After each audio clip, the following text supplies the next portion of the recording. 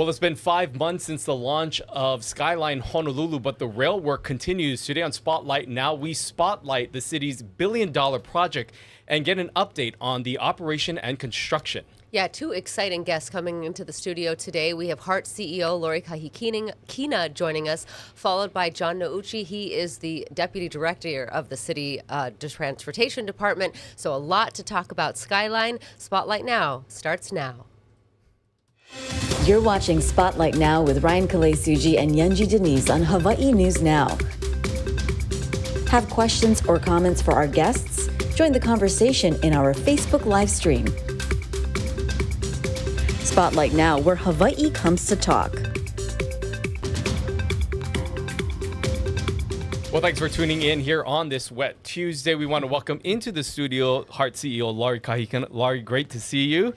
As always, we want to invite our guests who are watching on air and online to send in your questions. You can scan this QR code that you see at the bottom of your screen and send in your questions regarding Skyline or HART, and we'll have one of our guests answer some of those questions as we monitor them as they come through, or you can always enter them directly on our Facebook page. That's right. We want to get right to the headlines. There was a big one today. Looking at the paper, plan for shorter Skyline wins okay for federal funding, some big dollars being released.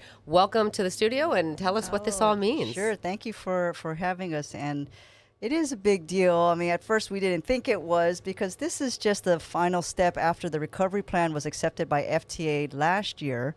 So we expected to have the full funding grant agreement, which is a contract between the city and FTA. We thought it would be amended to just finalize the recovery plan acceptance last December, but there was quite a few steps that needed to be done. We needed to have the environmental work done and then the actual document updated and then submitted to FTA for approval. And so yesterday, Senator Schott sent out a press release that it has been posted to Congress.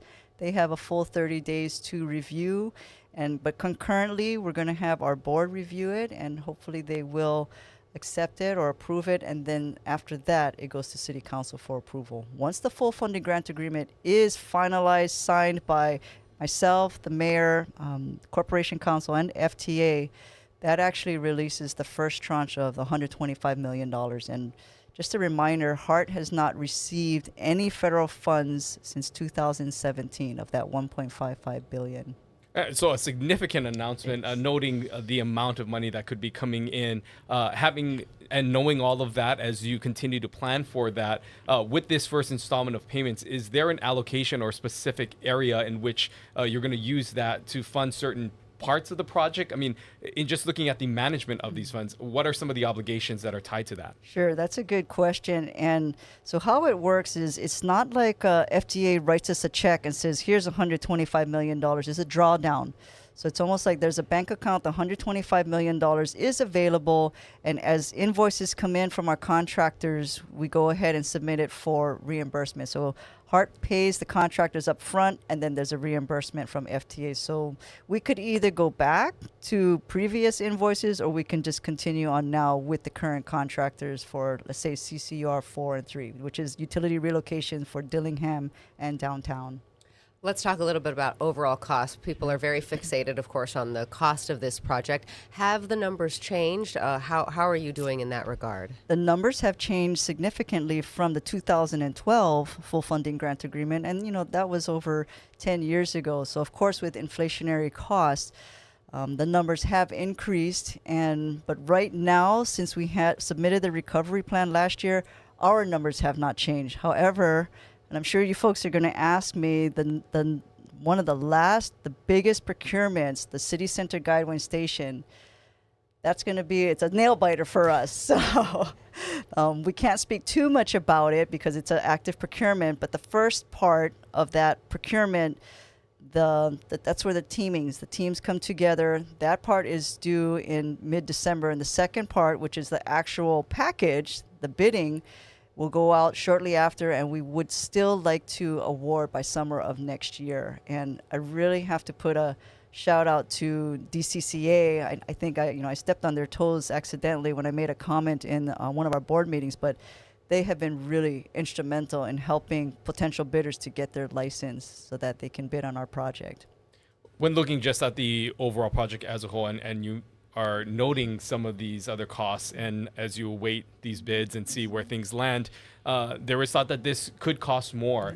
Noting what the federal government is now agreeing to in this temporary agreement, is there a chance that you would have to go back and ask for more money from the federal government? And noting that, how have things been, how receptive have they been noting that this may cost more than anticipated? Sure. So as I mentioned, that City Center Guideway CCGS procurement, we have our own independent cost estimate, and Hart has done this procurement several times prior, and it wasn't successful. The bids came in much higher. And I think a major part of that was there was a lot of risk that was being transferred over to the contractor. The utilities weren't underway. Access timelines given to the contractor weren't realistic, and they knew this. So they built in about $1 billion into their bids for risk. But now they can actively see the utility relocations. We have all the designs done, the permits and approvals from the city and third parties done. So our contractors are moving along, and right now they are still on schedule, both the utility relocations in downtown and Dillingham. So hopefully it gives comfort to the CCGS bidders that we are a different Hart. Things are a little bit different than a few years ago. We've eliminated much of the risk for them, and they can see realistic timelines of when they can get in and start doing their work. But there's always the risk of inflation. Of course, we've had the impact still from COVID and maybe even the Maui fires. And so we are, again, nail biting until those bids come in next year. But yeah, so we're just hoping. One thing I did want to, my procurement guys might call me and say stop talking, but we had to do another procurement, utility relocation, electrical work, and the bids that came in were right spot on our independent cost estimate. And so that's 5 in a row that our engineers that came up with these estimates for our different procurements, they nailed it, the last 5. And so we're all hoping for that CCGS to come in within our ICE. You know, we've seen the cost of everything go up. We just Yes. had the holidays, and we know the cost of a Thanksgiving Yes. meal went up. We know that the cost of construction has gone up. When you're trying to plan for this, given the scale of this project, if the federal government is pretty resolute as to how much money they're going to give, and they're not going to give any more, Yes. where would that come from? Would Sure, that I'm be sorry, I didn't quite answer that part of your question. So if the bids come in much higher than what we anticipate, we cannot go back to the federal government, the FTA, for the New Starts program. They went above and beyond. It is unheard of to amend the full funding grant agreement and not take back any of the funds. So they've given us that forgiveness of that last 1 mile, 2 stations, and the temporary deferral of the Pearl Highlands parking garage. So that $1.55 billion, Hart, you can still keep it even though we're truncating the scope. So don't even think about going back for that any additional funding if those bids come in higher. But that doesn't mean we can look for other opportunities with other different types of federal programs. So we'd just like to focus on what we're doing right now, that other bid that comes in, and we will, if it comes in too high, figure out what we need to do at that point. You mentioned the impacts that you're still feeling from COVID, and mentioned Maui and a potential impact, noting the significance of what those wildfires on Maui has done for the entire state, impact to tourism, and just overall projections with TAT and other economic impacts that the fires have caused. How much of a significance, and where do you think that could impact this project as a whole? And will there be some sort of direct impact because of that? Sure. So I'm probably not the best person to answer that. The numbers we get is coming from the state. And if I could just remind your viewers, TAT is statewide. And so we get the numbers from the state. We don't have the breakdown by island. So there was a slight dip this quarter, but it's consistent with last year's same quarter. So we can't break it down, but yeah, that's definitely from the Maui fires. That would have to come from the state. But, there has been an increase in the GET and the TAT from our projections in the recovery plan, but we are cautiously optimistic. That could change at any time. Let's talk a little bit about what people are experiencing out on the road. Anyone who goes through the Dillingham corridor now definitely is very aware of the work that's going on. How is that going? We knew that there were a lot of things that were unknown when you opened the road. What has come to pass? Yeah, so I actually drove Dillingham to come here to the studios just to see how everything is going, and we haven't received that many complaints. I'm not saying it's not out there, and rightfully so to the commuters out there and the businesses, but Hart itself has not received too many complaints out there. So I think people are either avoiding that area if they can. So let's say they need to go to Costco, they might be coming from Nimitz, or they're coming from east to west so they can turn right into Alakava. But I think people are getting accustomed to what they can and cannot do, right?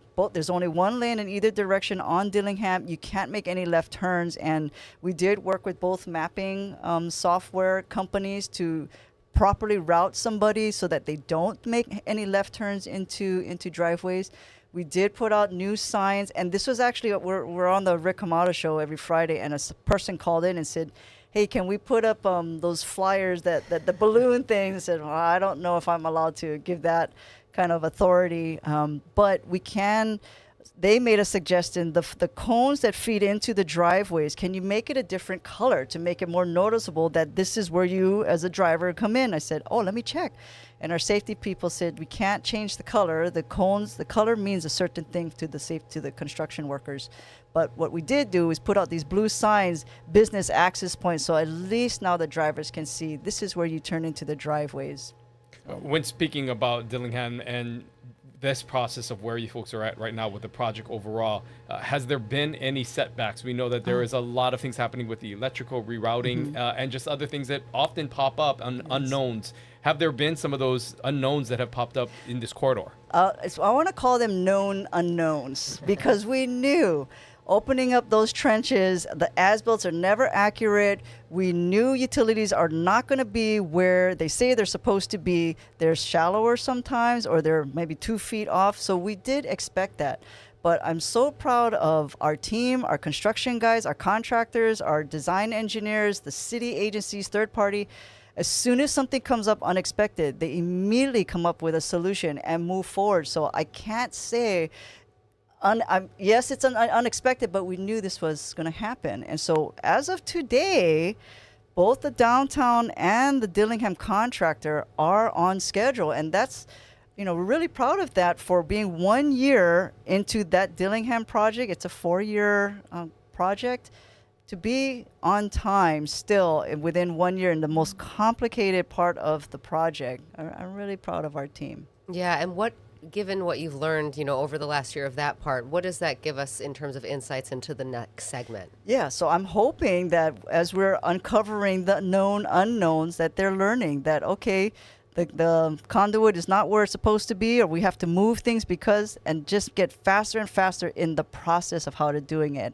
So what I mean is if we come across a Board of Water Supply line that is too shallow, immediately they're calling Board of Water Supply. They're coming out there, they're coming up with solutions, and we implement. So it's not like in the old days, we cover the trench, wait 2 months, come up with a design. We don't have time for that. So I'm just really proud that the processes is becoming very, very efficient. So as we continue on for the next 3 years, hopefully we just get better and better at that. Many people who live in the urban core of Honolulu and in this area that commute, this may be their first time experiencing some of what those on the west side have dealt with for the past few years, and Central Oahu. And so rightly so, there's frustration, there's anger. How would you recommend for those individuals who have questions maybe, you say you're on a weekly radio show. Is that the proper vehicle? What is the outlet for some of these people to express suggestions or questions as you continue on in an area where it is densely populated and a lot of traffic? I think they should call you two folks. I'm just kidding. No, please. We have a Hart hotline, or they can email us, call us, and just let us know what your concerns are. And like you said, I'm on the Rick Hamada show every Friday, myself and my deputy, and people call in. And I'm really proud of them too, they're not just calling to complain. Like, they've had suggestions. Hey, what if you guys do this? What if you do this? Oh, we never thought about that. That's a great idea. So definitely call us whenever they have concerns. See how we can work things out to make things better for the commuters and the businesses. Let's talk a little bit about this next segment that is going to be coming. I believe it's 2025. We're expecting Middle Street, that's right, the next segment, open to Middle Street. You know, are we still on track for you to make that handover, and what kind of preparations are you making for the testing and everything that needs to come with that? Yes, so we are still on track. We are still shooting for summer of 2025 to hand that second segment over to DTS. And as you folks know, it includes the airport and Pearl Harbor, which are major employment agencies. And of course, the airport has the tourists coming in. So we're still on track. Hitachi is already in there. So STG is a little bit behind schedule, but they're working hand in hand with Hitachi to already get, they're the core systems contractors. So all the communications between the stations, the trains, the power back to the rail operations center, they're already in there, and they've already completed maybe about 20 to 30% of the work. And we're going to power that segment, I think it's February to April timeframe of next year, and they're going to start testing soon. So we're crossing our fingers. We're still on track, and hopefully to hand that over to DTS in summer of 25. And I hate to, so summer of 25. I was like, I hate to put summer, you. not Mayor, please, not July. I was going to say, because I think that is, something that a lot of people have penciled in, knowing the significance of that area. But also noting, just with the airport and as it moves through the Middle Street area, has that segment posed any potential problems that you've seen? I mean, you said you're a little bit behind in certain areas, but there was also some questions about the technical aspects and connecting the existing line with this new side. And if you can explain that testing process, how different is it from what we saw from this first segment? Yes, it is very different, because you have a live system going, and now you're going to have to do testing on the new segment without disrupting the live segment. So a lot of the testing is going to have to be when that first segment is down. So the first segment is running fine. The second segment, they can do testing of just the second segment itself, but they need to integrate so that you come all the way from East Kapolei down to Middle Street and back. So it's a little bit more complicated. Yeah.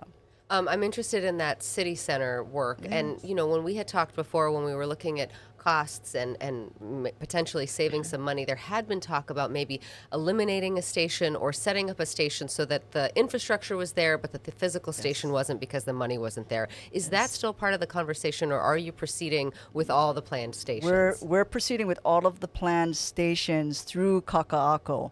In that city center guideway station procurement, there is a base bid to get to Kaka'ako, but there's an additive.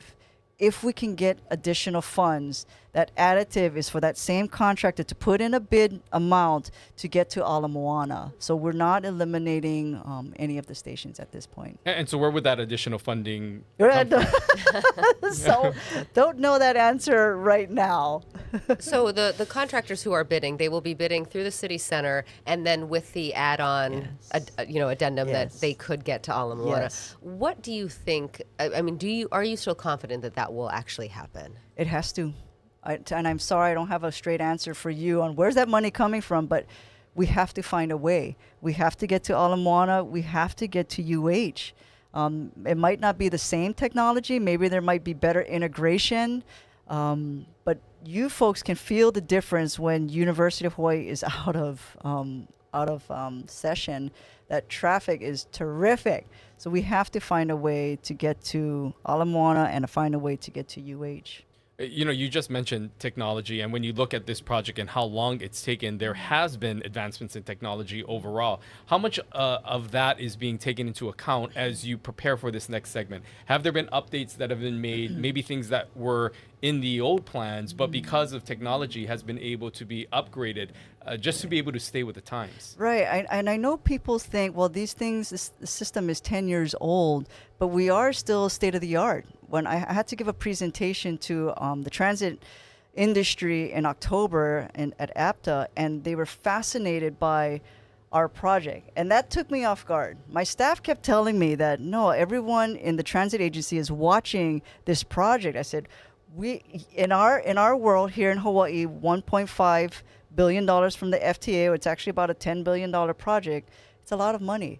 not compared to the agencies in the mainland. And it's much bigger. You know, ours is 20 miles. Theirs is hundreds of miles, billions of dollars. But they said, no, ours is very interesting because of our technology. We are state of the art. We are the first automated system in the United States. And so people were very interested in our technology, and not just the automated system, but even our platform gates.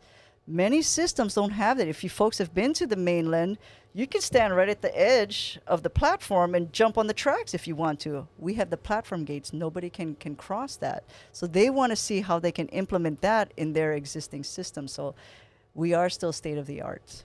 I'm interested, do you ride the rail yourself? And how does it feel when you're, either on the train or driving along next to it to actually see this operating, given all the work that you've put into this? Yes, I do not ride it on a regular basis. I live on the windward side. I was trying to figure out how could I do that, but unfortunately, it's still on the west side. Maybe once we come into downtown, I can somehow get somewhere and then finish off into downtown, because the parking is very expensive where we're at. But no, I'm not on a regular commuting basis, but I do get on it when we have to give presentations, or we're bring a tour group on top. And I am still very proud of the system, even though, and I know John is next, but DTS and Hitachi are doing a terrific job running that system. They are still at 99% availability. And even when I'm driving, especially at night, I still am so in awe watching that train going back and forth with the lights on, even the stations on. It's a beautiful sight. So I still love to ride it whenever I can, look at the views out on the west side.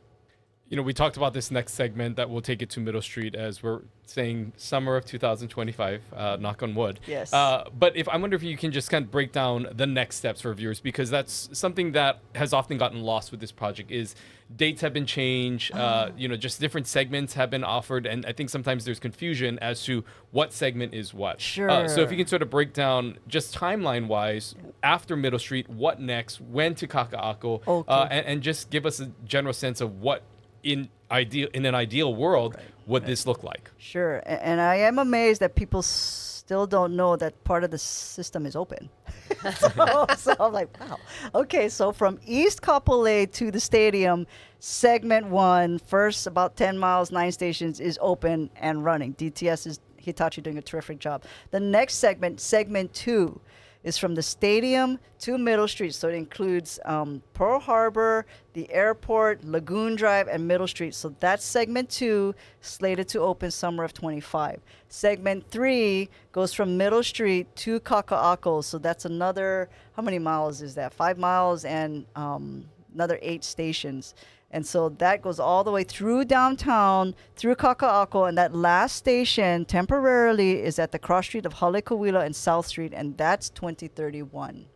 2031. Yes. And then beyond that additional push to Ala Moana, in an ideal world, if and when, how would that happen? Ideal world is also 2031. If we can get the funding and have that contractor do the base bid and the bid additive all simultaneously, that would be ideal. Also 2031. So just to clarify that, you're not necessarily going to wait till Kaka'ako is complete. Correct. You guys are going to be trying to work on that next segment Yes. simultaneously as that construction continues to happen. Correct. Got it.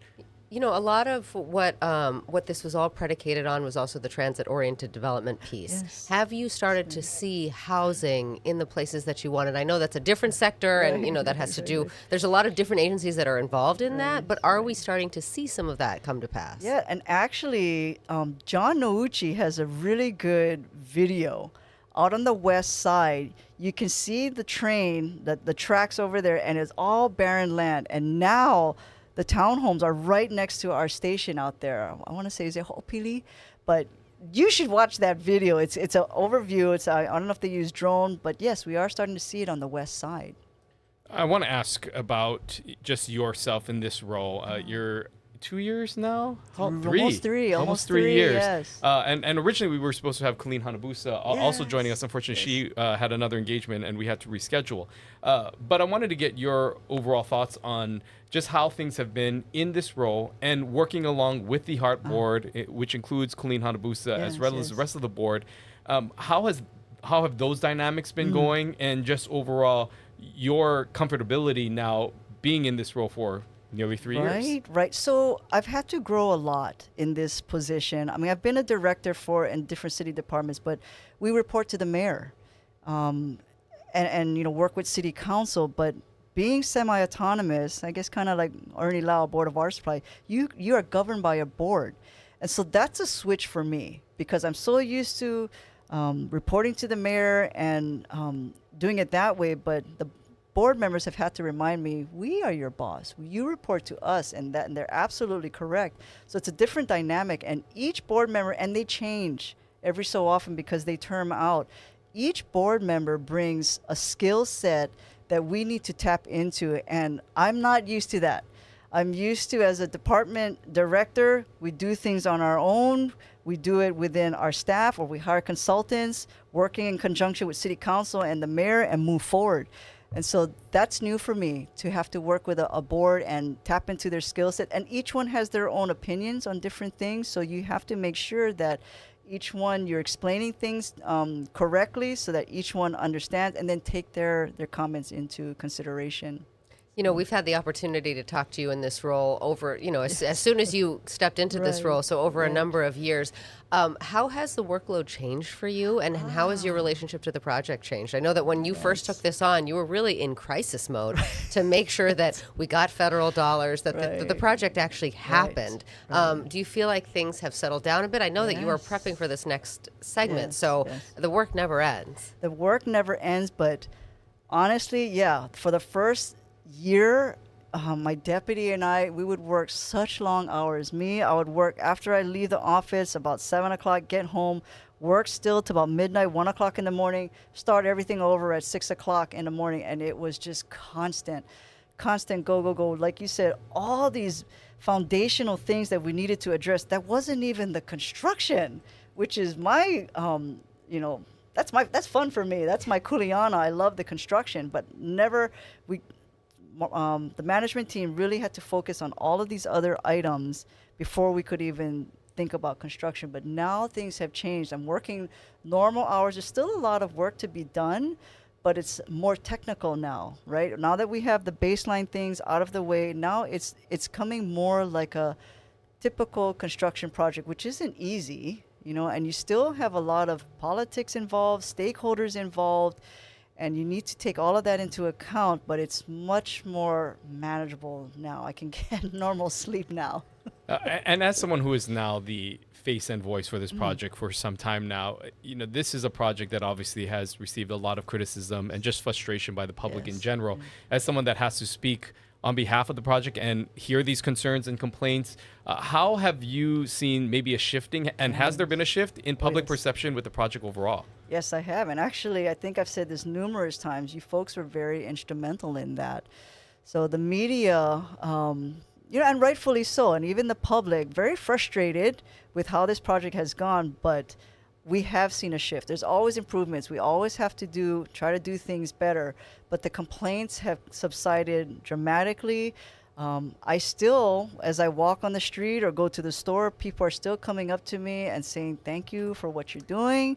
People reach out to me on LinkedIn and says, thank you for taking this job. And so I really do think public sentiment on the whole has changed. You're still going to have those that are upset with us, and I don't blame them.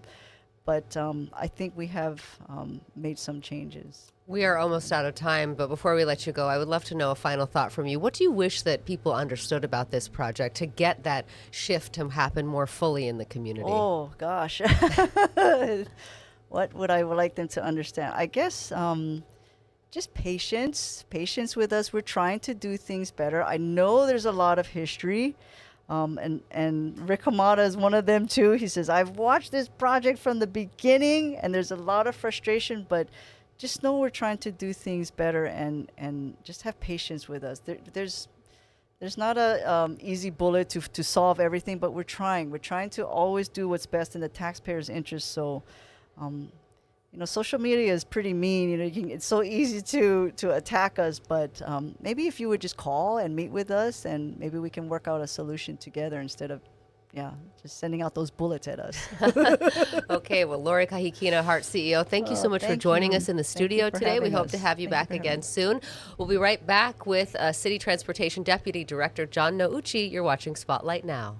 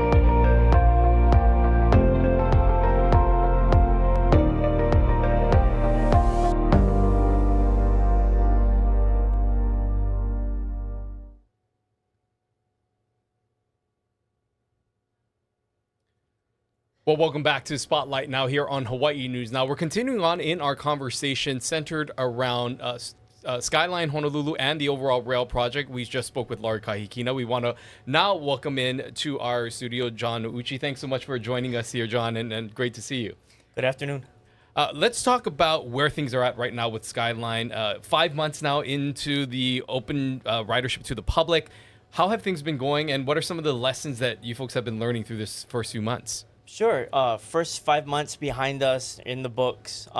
Sure has felt like longer, but when we reflect back on the 5 months that we had, we had our bang up opening week, and we were really proud that the community came out to celebrate this really a 55-year dream and milestone for the community that Oahu would eventually have an open, functioning, modern rail system. We did find that the ridership did kind of normalize out after that, and we're averaging about 3,400 to 3,500 people a day on a weekday, and some days are a little bit higher due to things like the swap meet and other activities that happen along that first almost 11-mile stretch. Our weekends are averaging at about 2,500 people or so. We have also been able to extend hours for some community events and have seen the ridership respond in kind to us opening for just to be available so that people can come to and from the events that happen on the line. I'm interested to know, who are those 3,500 riders a day? Do you have demographics in terms of who's actually using the rail? Yeah, if I were a betting man, I would have said that our ridership would have skewed almost parallel to what our bus system does. But we found that actually a large majority of the riders are actually just regular fare-paying adults. Maybe almost 65% of those are adults, when the other groups are maybe about 10% youth and about 12% kupuna. We want to thank those who are watching online. I want to remind those of you who are viewing at home or watching online that you can always scan this QR code that you see at the bottom of your corner. If you have questions about Skyline and some of the routes or whatever things that may have come up in your ridership, please scan that or just enter your comments into the Facebook section. As we talk about with Laurie Kahikina and this next segment, going into the segment 2, which, as she said, is targeted for summer of 25. How much of a significant impact do you think that will have with the overall ridership and numbers that you're seeing, noting that there are some pretty important stops and bigger segments of this that could draw more people into the ridership? Yeah, we could not be more excited in anticipation of that next segment opening. The next 4 stations and 4 miles really do hit a lot of very important areas. We will be extending past the Halava Aloha Stadium station and extending past the Joint Base Pearl Harbor Hickam, actually into the Honolulu Daniel K. Inouye Honolulu International Airport. That's no small feat. I think we're one of the first, we're one of the few rail systems that on their first try managed to engineer and design our rail system right onto the airport property. That doesn't happen in a lot of places. So kind of a large win that maybe we don't celebrate as much as we should. Continuing on, it'll hit the Lagoon Drive industrial area and actually touch the edge of Honolulu at Kalihi and Middle Street. So really big ridership areas for us, huge job and residential potential, and just better connectivity along that whole line that extends and starts and originates out in East Kapolei. You know, you mentioned that for certain community events, you have extended the hours. And I think when initially a lot of folks saw those hours, they thought, well, I'm not going to end work on time. I can't ride the train. So do you anticipate opening those hours further? Is that something that's in the works? Yes, we will be having greatly extended hours once this next segment opens. I think we anticipate running quite possibly between 4 a.m. and midnight, which would then hugely expand the ridership potential, knowing that we touch something like the airport. You know, airport not only for the people that are visitors and our residents that come through the airport and might require transport there, but for the many people that work in the area. I think it's just very important to recognize that the airport is a huge hub of activity, both, for jobs and for visitors and for residents alike. I want to talk a little bit about accessibility to certain areas. There have been some criticism by those who say that some of these stops aren't in areas where maybe it's as popular or it's as accessible for people to get on and off. But how has the city maybe adjusted to some of the things that you've heard, whether it be through bus routes or other means of connectivity? How are you addressing some of those other riders who are having a hard time maybe accessing these stops? So in advance of opening, we did do a massive service restructure of a lot of our bus routes that do touch our Skyline stations. And to the extent where I think we've modified and created, I think that we had about 12 or 13 new routes that just are community circulators that touch Skyline stations and bring people from the mountains or from the valleys and drop them off at their nearest Skyline station. We have not neglected the pedestrian and bike aspect of it. We have a rail station access program that actually deigns to better the pedestrian connections to the stations. And we have a bunch of ongoing projects. One of the more obvious ones was a multi-use path that we created out on Kualaka'i Parkway that actually not only connect the first two rail stations at the Kualaka'i East Kapolei station and the Keoneai UH West Oahu station, but actually extend beyond that and actually provide a walking path that people can jog, ride a bike on along Kualaka'i Parkway. What have been some of the unexpected sort of wins and losses on this? You know, there was so much anticipation leading up to this and so much money spent, so much criticism. Now that it's actually in operation, what have been some of the wins and what have been some of the learning points, if you will? You know what I think is let's start with just the pure positives. I think one thing that we knew would happen, but we didn't think would happen so fast, is we found that the small businesses have seen better activity, more people coming through their doors, especially during opening weekend. Of course, we carried up over 70,000 people on Skyline in our free period on our first 5 days of service. And I think a lot of the small businesses along the line did see some benefit of having people come in. A lot of them did show your holo card, and you can get a free drink or things like that. And we've seen that some of that effect has carried on just even beyond the opening. And I love the fact that we can be there for that community. And I also recognize the fact that the construction also has impacted or had impacted these same small businesses. And that, I like to see that they're beneficiaries of that benefit of just the amount of people that can come through now. And have there been some of the things, maybe unexpected challenges that, as you look forward towards the operations moving forward with the project, that you want to make sure that you address now before segment 2 and 3 happen? What are some of those things that you're learning through this process? I think one of the things that we would like to do better as we open the second segment, as I like to say, as we kiss Honolulu proper, we want to make sure that everyone knows about all the ways that you can get to Skyline. What I love to see is if you go out and ride a Skyline trip, if we were to go out there right now, if you go out at any time, you're going to see just a variety of people who got to Skyline in different ways. Like, I love getting on board and just seeing people holding their bikes, putting their bikes in the racks that we have available, but people who are using other things like one wheels and skateboards and other mobility devices and using that for their first or last mile. I think that's just amazing to see. And it's something that we designed for. Like, our stations have grooves where you can push the bicycles up if you want to use the stairs or go up and down the stairs, or you can use an elevator. But I just like that without us really putting that out there, that people have kind of self-chosen that if I can get to Skyline, I'm going to use a bike or I'm going to use an e-bike, and I can complete my trip in ways that I couldn't before.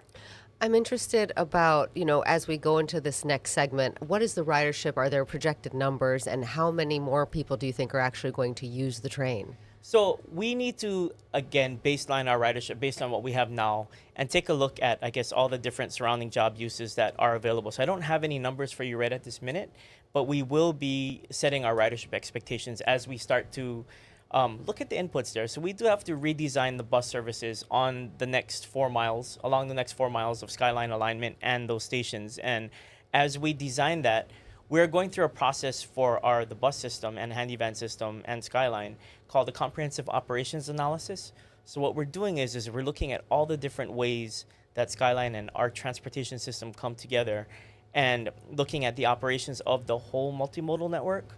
And once we can get an idea to set how those route alignments and other things will be, then we'll have a better idea of how many riders we can expect on the whole system and on Skyline itself. What about just right now and what you're seeing with those numbers? Are those on pace with what you thought? Are they below or under? And how do you make some of those adjustments to your budget? I mean, how much of the ridership dictates any funding or cutbacks or anything else that needs to happen within the overall project? I think, the ridership is lower than we thought it was going to be.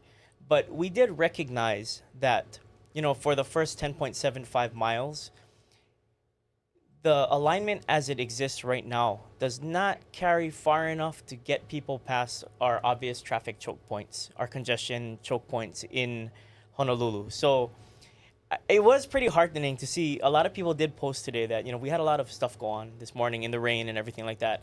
And I saw on social media more than a few people said, hey, I decided to ditch my car today, and I took the train, I took Skyline.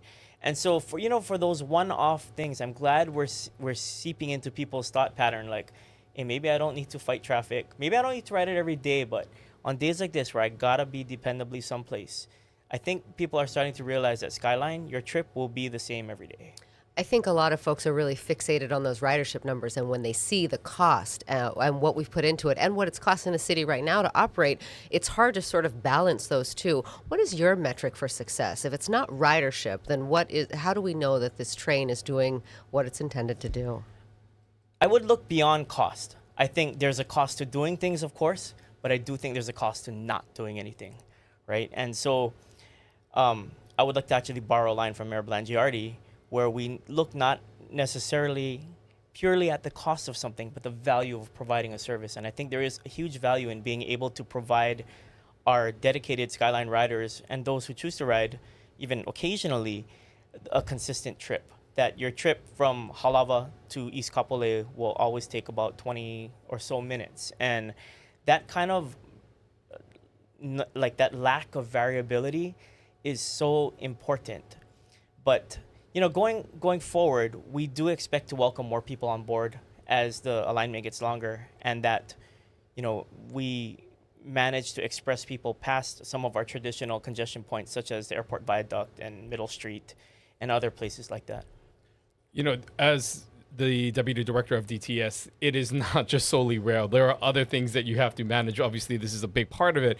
And as you put together budgets and you look for other projects beyond rail, how much of that integration with this new, project essentially that is being pulled into the city budget, how has that impacted the department's whole when you're formulating and trying to help the mayor decide on the budget, how much is needed? And is this a completely separate animal within the budget, or is this all tied together within your department as a whole? Definitely all tied together. We never like to think of anything in a vacuum.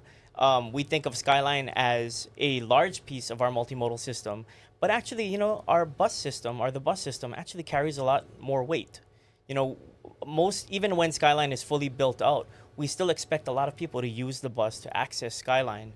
And to that end, I think that's why I'm so pleased to see so many different types of bikes, e-bikes, scooters, wheels, just wheeled things on board Skyline that people have kind of on their own found an easy way to make this happen for them and really contribute to us getting around our city pretty, fluidly, without relying simply upon a car. In the 5 months of operation, there has been one significant incident where there were disruption in operations. Can you tell us a little bit about that and what you learned from it? Sure. I'm actually really proud to say that the one incident we did have, it did trigger a situation in which we had to respond in a way that we had rehearsed. All of the scenarios that happened where we had to pretty much gather parts of our multimodal network. Our rail operations team had to contact our bus operations team. They had to call in resources such that we could operate buses in place of Skyline. And not that I want to say I took some pleasure in it, but the fact that the riders that we could not serve on Skyline during that peak period were so disappointed that Skyline was not operating for that time period, it really spoke to me in a way that they have grown to embrace and depend on the system. And that really meant a lot to me.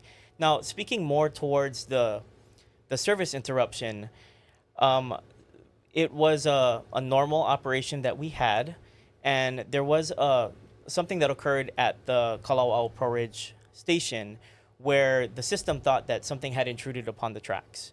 And as the train was pulling out of service with no passengers to return back to the yard, it did trigger the train to stop because, all of our safety systems would not want a train to proceed through a station if it believed something had, made its way onto the tracks.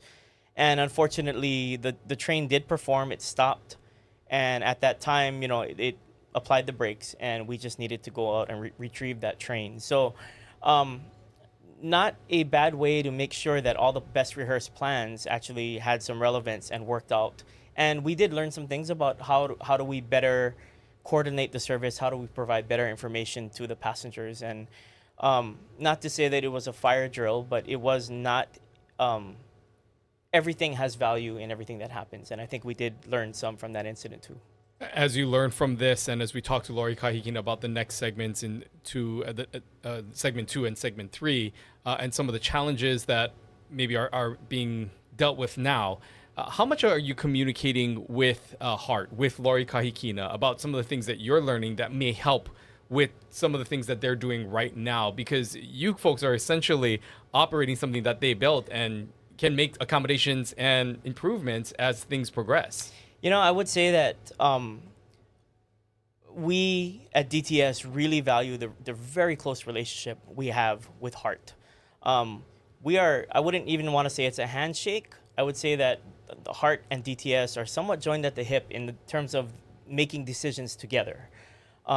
Everyone's fully aware that what HART designs, engineers, and builds will translate into what DTS operates, maintains, and has to pay for into the long future of this what's not now a project, but into this system. I think there's a big differentiation between HART has a project and we have a system to operate. Could not be happier with all the hands that contribute, all the voices that contribute to making better decisions for the system. DTS right now, as you pointed out, we're operating the first part of the system, and we're finding that there are things that work and there are things that don't. If some of the things that don't quite work for us are possible to be remedied in new construction, HART's been very open to helping us with station design or with other pieces within their control and budget that they can assist us and just build a better system for our island to enjoy. In our conversation with Lori just a few minutes ago, she expressed a lot of optimism that the project will continue to Ala Moana, if not the University of Hawaii. Do you share that kind of enthusiasm? Do you have the same hope? And what do you hope that actually looks like? Absolutely. We talk about Ala Moana as a terminus for this part of the project before it becomes operable and before it becomes part of our system. And we don't talk about Ala Moana necessarily as a mall. We talk about it as a neighborhood, as a region, as a destination. And Ala Moana has the highest concentration of our current transit services with the bus. I mean, we have so many routes that originate and travel through the Ala Moana area. So it's almost a slam dunk to know that Ala Moana is a natural existing right now in our system connection point that we need to strive for. But, Lori talked about UH. I always like to talk about Waikiki. I think we have to figure out how does Waikiki become connected to Skyline. I mean, Lori brought up that the traffic, the congestion is far less when UH is out of session.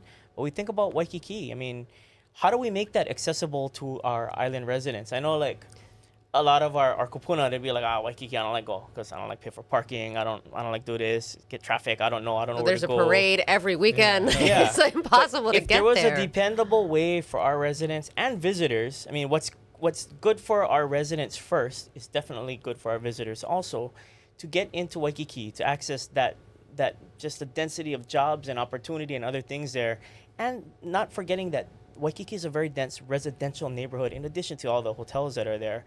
I'd like to see that as a long-term goal. So would you envision a forked system where one arm goes to UH and one arm goes to Waikiki? What do we, if we are sort of dreaming? So if this was Magic Wand scenario and I could do that, I would actually like to get something into Waikiki and then head Mauka to UH and maybe something that goes through Wailai and ends at Kahala Mall. So that way we have true access for everywhere out onto East Honolulu. Hey, we can dream, can't we? Yeah. I might not be alive when it happens, but maybe they'll name a station after me or something. Yeah. But as we talk about the importance of Ala Moana, the significance as you talk about the transportation hub, the next transportation hub will be Middle Street. And can you talk about some of the retrofitting or adjustments that need to be made to that station, noting and expecting the amount of ridership that may come onto Skyline because of that, and any sort of changes that need to happen with Middle Street? Because I can imagine while that is a big station, there could be an influx of people coming in through that area now, especially in that corridor. So we see the connections that will have to be made near the end of the current, the second opening line. The last two stations are at Lagoon Drive and at Middle Street.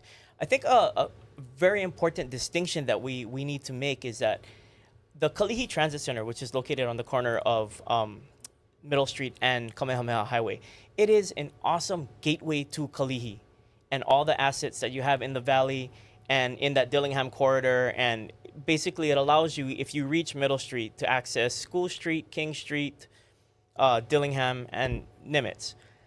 It is not a great place to facilitate regional transfers. So we're anticipating facilitating temporarily transfers from the Lagoon Drive station, such that if you need to go on you can leave the station, get on the freeway, you can leave the station, go on Nimitz, Dillingham, any of the other corridors. And we're trying to look at how do we set up our temporary operations until the full build out of rail to Civic Center. Okay, we're almost out of time, but just a final thought from you today. What would you say to folks who perhaps have not had an opportunity to ride Skyline, an encouragement, if you will? Go ride it, and you will understand why we called it Skyline. Okay. John Nouchi, Deputy Director of the City Department of Transportation. Thank you so much for being with us today. We appreciate it. Thank you. We'll be right back. Spotlight Now with Yunji Denise and Ryan Kalei-Suji. Connecting you with newsmakers from throughout our islands. Going in depth with Hawaii's leaders and taking your questions live. Spotlight Now, where Hawaii comes to talk. Well, great to get an update on what's happening with Skyline and the overall construction and advancement of the rail project as we see it continuing to move and inch its way through the Honolulu corridor areas. We started this conversation, of course, with Lori Kahikina, giving us an update on where things stand. And as she mentioned very proudly, that things, especially in this Dillingham corridor, are on time and on schedule. Yeah, and a big announcement today. Of course, more federal money heading our way. That first tranche that they have been waiting for so long looks like it is well on its way. Now, of course, she says they are really, nervous, biting their nails, if you will, about the next bids that are going to come in for the city center, what that's going to look like, what it's going to cost, and if they will have enough money to reach Ala Moana as they really hope to. Yeah, and a lot of excitement on her end, though, talking about this phase and this segment 2 that will include parts of Pearl Harbor and going into the airport and to this Middle Street area, noting the amount of ridership that could be generated because of these areas, and also that targeted deadline or that timeline, I should say, of summer of 25. We know the mayor likes to push that a little. We'll see if he can light a fire under them to see if that will advance that timeline. But I know that is a big segment, and we heard from John as well, of excitement for those that are involved with this project. Yeah, and of course, the city doing a lot of work to make sure that will run smoothly when they receive it. So far, they say they're getting about 3,500 people a day riding it during the week. They would like to see those numbers go up. But it was very interesting to hear his calculus that they're not necessarily looking at the pure ridership numbers, but they're really trying to estimate the value of the system and try to think long term about the investment in the community. Yeah, and you also really just hear from him about the other segments that are involved. Of course, DTS having to manage this project and this system, I should say, as a whole, as he put it, but also the other segments that come along with it, including the bus and how they're trying to make accommodations and changes in order to facilitate easier transition with those riders who are making their way through. Also noting that they have to continue to encourage people and educate people about the ridership overall, the experience. And so they're hopeful that all of these elements will sort of build over time to help increase some of those ridership numbers. Yeah, and we've been talking to Lori Kahikina for some time now, many years. And what's interesting, there is a real shift. You feel a lot of ease from her relative to other interviews that we've had. It does feel like she's hitting her stride in her role. She said that she has a strong relationship with the board, noting that it's a shift for her as well, having been a manager of other departments and now working more for the board and not so much the mayor, and just stressing the importance of that relationship.